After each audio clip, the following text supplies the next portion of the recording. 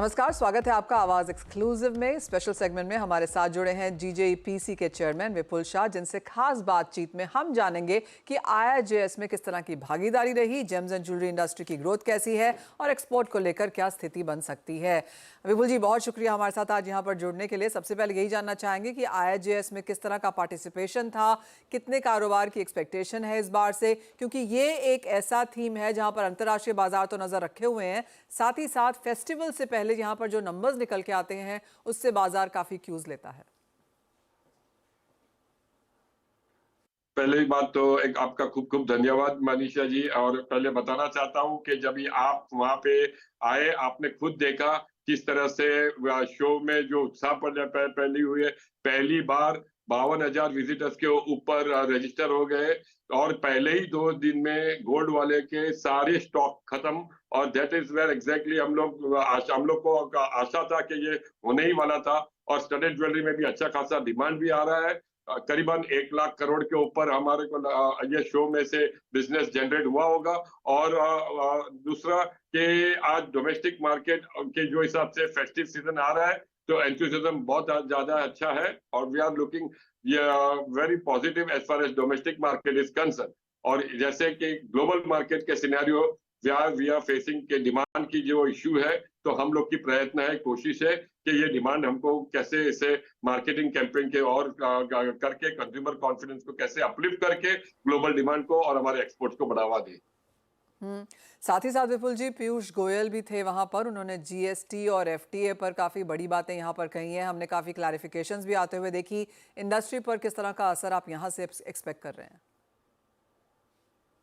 पहले तो मैं सीएनबीसी और मनीषा आप खुद को धन्यवाद देना चाहता हूं कि बहुत ही बेहतरीन तरीके से जब पीयूष जी आए थे, आपने उनका इंटरव्यू लिया और आपने ऑडियंस के सामने इतने सारे मुश्किल सवाल जो उनको सामने नजर रखे और जो हमको सुनने को आया और जो रिस्पांस मिला वो बहुत ही बढ़िया रहा। पहली बात, सरकार ये इंडस्ट्री के साथ जुड़ी हुई है। सरकार के तरफ से अपनों को खूब खूब मदद मिली हुई है। जैसे कि हमारे बजट के अंदर हमारे छात्रों को जितने भी हमने डिमांड रखे हुए थे वो सही टाइमिंग के साथ सरकार ने रिस्पांस अच्छा दिया। गोल्ड, सिल्वर, प्लेटिनम सभी में ड्यूटी कम की। उसके वजह से आपने देखा ये आईआईजेएस शो में जैसे गोल्ड रश हो के पहले ही 2 दिन में गोल्ड वाले के सारे स्टॉक्स खत्म। तो यही चीज बता रहे हैं कि सरकार ये इंडस्ट्री के लिए कितना कितना कुछ कर सकती है और सरकार का ये स्टेप लेने से हमारी इंडस्ट्री को अच्छा बढ़ावा देंगे। दूसरा कि ये स्पेशल नोटिफाइड जोन का उन्होंने अनाउंस किया तो ये डायमंड क्षेत्र के लिए बहुत अच्छा रहेगा। जितने भी माइनिंग कंपनीज है वो आज अभी आके उनको जो माल बिकने का प्रॉब्लम कॉम्प्लेक्स टैक्स सिस्टम का था वो अभी सॉल्व हो गया है। और कुछ ही समय में मुझे लगता है आने वाले समय में ये लोग माइनिंग कंपनीज यहाँ पे माल बेचेंगे तो इससे हमारा लॉजिस्टिक कॉस्ट वगैरह सब भी अच्छा ध्यान रखा जाएगा। तीसरा चीज है कि इक्वलाइजेशन ड्यूटी जो 2% की थी वो भी हटाई गई। तो आज ऑनलाइन पोर्टल से हम लोग डायरेक्ट माल मांग सकते हैं और यहाँ पे इंडिया ला सकते हैं। तो इस तरह से सरकार ने जो सारे स्टेप लिए, आज आगे जाते इंडिया एक ट्रेडिंग हब बन जाएगा। जिस तरह से हम लोग डायमंड के अंदर क्षेत्र में एक नंबर 1 है, तो ट्रेडिंग जो बेल्जियम और दुबई में होता था वो अभी हिंदुस्तान आएगा। तो मैं सरकार को जेम एंड ज्वेलरी इंडस्ट्री की तरफ से खूब खूब आभार और धन्यवाद मानता हूं कि सही टाइम पे जेम एंड ज्वेलरी जो स्ट्रगलिंग कर रही है एक्सपोर्ट के फ्रंट में, ये पॉलिसीज लाने की उन्होंने इंपॉर्टेंस दी जो इंडस्ट्री कुछ समय में वापस चार चांद दिखा देगी। ऑलराइट, जब आप 4 चांद की यहाँ पर बात कर ही रहे हैं विपुल जी, तो अगले 6 महीने में अब त्योहारों और शादियों के मद्देनजर घरेलू मांग कैसी रहने की उम्मीद है? क्या नंबर्स आप बनता हुआ देखेंगे? अक्सर के डोमेस्टिक मार्केट जो हिसाब से ग्रोथ हो रहा है और डोमेस्टिक मार्केट में बहुत सारे एक रिटेल बूम जैसा है जेम एंड ज्वेलरी छात्र के लिए। और बहुत सारी कंपनियां पब्लिक लिस्टेड और पब्लिक की वैल्यूएशन के बेस पे भी बहुत अच्छा उनको रिस्पांस दिया जा रहा है। तो सीजन्स भी आ रही है, डिमांड भी अच्छी है और सभी की नजर इंडिया डोमेस्टिक मार्केट पे भी है। लेकिन जैसे कि मैंने कहा कि हमारा काम मतलब जो एक्सपोर्ट के फ्रंट में हम लोग जो स्ट्रगलिंग कर रहे हैं, तो हमारी मेहनत खूब है, चल रही है। हमें मार्केटिंग कैंपेन के द्वारा कंज्यूमर कॉन्फिडेंस को रेज करना है और आगे समय में जब ये इंटरेस्ट रेट्स के द्वारा अभी नीचे आने का चालू हो जाएगा तो उम्मीद है कि कुछ महीनों में ये इंडस्ट्री वापस 4 चांद दिखाने की कोशिश में आ जाएगा।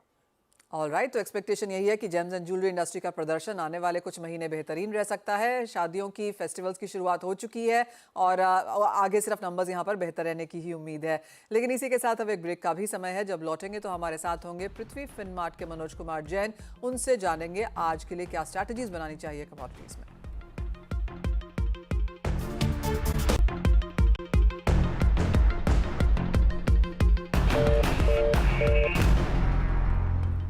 हमारे साथ अब जुड़े हैं पृथ्वी फिनमार्ट के मनोज कुमार जैन। मनोज जी नमस्कार। और शुरुआत यहाँ पर सोने चांदी से ही करना चाहेंगे, स्पेशली सोने से, क्योंकि ऑल टाइम हाईज अंतर्राष्ट्रीय बाजारों में तो बने लेकिन भारतीय बाजारों में नहीं। कैसे देखते हैं ये डाइवर्जेंस और अब यहाँ से क्या करने की राय? नमस्कार मनीषा जी, सबसे पहले तो आपको और सारे व्यूवर्स को रक्षाबंधन पर्व की बहुत बहुत शुभकामनाएं। जहां तक सोने चांदी का सवाल है, बिल्कुल हमने पिछले सप्ताह जो यूएस में रिटेल सेल्स के नंबर्स आए थे और चाइनीज रिटेल सेल्स के डेटा भी उम्मीद से काफी बेहतर थे और उसके चलते हमने सोने चांदी में फिर एक बार बढ़त आते हुए देखी थी। इंटरनेशनल मार्केट में ऑल टाइम हाईज बनते हुए नजर आए। भारत में ड्यूटी कट का असर रहा, लेकिन यहाँ भी एक अच्छी बढ़त जो है वो देखने को मिल रही है।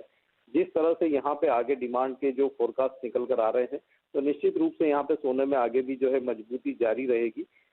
हमारा मानना है कि यहाँ पे इंडिया में जो डिमांड है वो ज्यादा रहेगी फेस्टिव सीजन को देखते हुए। तो अभी भी यहाँ पे जो है बाय ऑन डिप्स की ही रणनीति बना करके चलना चाहिए।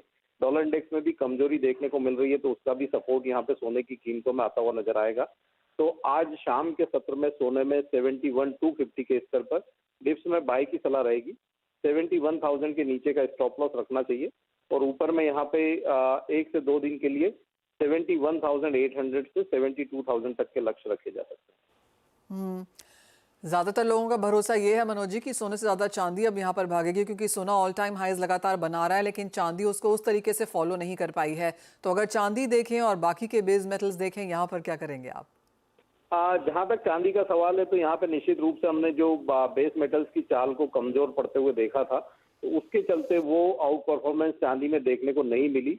लेकिन अब हम देख रहे हैं कि ग्रेजुअली यहाँ बेस मेटल्स भी जो है वो पिकअप होते हुए नजर आ रहे हैं। ग्रेजुअली जो डेटा है वहां पे भी थोड़ा सुधार देखने को मिल रहा है, क्योंकि पिछले सप्ताह हमने ब्रिटिश जो इकोनॉमिक आंकड़े देखे थे वो उम्मीद से बेहतर थे।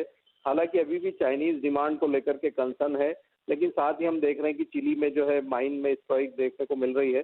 तो कहीं ना कहीं एक बेस मेटल्स में जो है वापिस से मोमेंटम बनता हुआ दिख रहा है। तो यहाँ पे सिल्वर में भी एक कैचअप रैली देखने को मिल सकती है और $29 हमने यहाँ पे आते हुए भी देखा है। तो इनफैक्ट हमारा मानना है कि चांदी में भी जो है मोमेंटम पॉजिटिव बना रहेगा। यहाँ भी डिप्स में बाय की सलाह रहेगी। 83,000, 83,100 के आसपास यहाँ भी बाय करना चाहिए डिप्स में। स्टॉप लॉस 82,200 का रखे और लक्ष्य यहाँ पे इस सप्ताह 86,000 तक के देखने को मिल सकते हैं।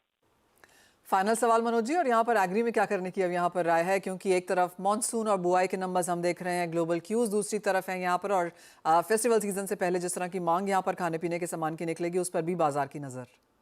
बिल्कुल, यहाँ पे एग्री के थोड़े जो फंडामेंटल्स है वो मिक्स्ड है। जहाँ हम ऑयल सीड्स में लगातार गिरावट देख रहे हैं, इंटरनेशनल मार्केट में सीबीओटी सोया की अगर बात करें तो 4 वर्ष के निचले स्तरों पर है। वहीं अगर हम पल्सेस की बात करें तो वहाँ लगातार मजबूती देखने को मिल रही है। डिमांड बेहतर है, सप्लाई कंसर्न्स बने हुए हैं। लेकिन जो लिस्टेड कमोडिटी की बात करें तो वहाँ पे कॉटन सीड ऑयल केक ने एक अच्छी रैली जो है पिछले कुछ सेशंस में दिखाई है। और आज अगर सितंबर कॉन्ट्रैक्ट की बात करें तो यहाँ 3300 तक के भी स्तर देखने को मिले हैं। तो यहाँ पे एक पॉजिटिव मोमेंटम बना हुआ है, लेकिन प्राइजेस थोड़े ओवर स्ट्रेच नजर आते हैं। तो यहाँ पे प्रॉफिट बुक करने की सलाह रहेगी कॉटन सीड ऑयल के सितंबर कॉन्ट्रैक्ट में। वहीं अगर हम कॉटन की बात करें तो यहाँ पे इंटरनेशनल मार्केट में थोड़ा सुधार देखने को मिल रहा है। तो कपास अप्रैल का जो वायदा है यहाँ पे 1585 के स्तर पर बाय करना चाहिए। 1568 का स्टॉप लॉस रखे और लक्ष्य यहाँ पे 1610 के रहेंगे। ऑलराइट, तो वो खरीदारी की राय यहाँ पर ऑफकोर्स बाजार में आती हुई आज कुछ मुनाफा वसूली के साथ कारोबार। मनोज जी एज ऑलवेज बहुत शुक्रिया साथ जुड़ने के लिए और उन तमाम स्ट्रैटेजीज को शेयर भी करने के लिए। इसी के साथ फिलहाल इस कार्यक्रम में इतना ही समय है। ब्रेक के बाद लेकर आएंगे आवाज समाचार।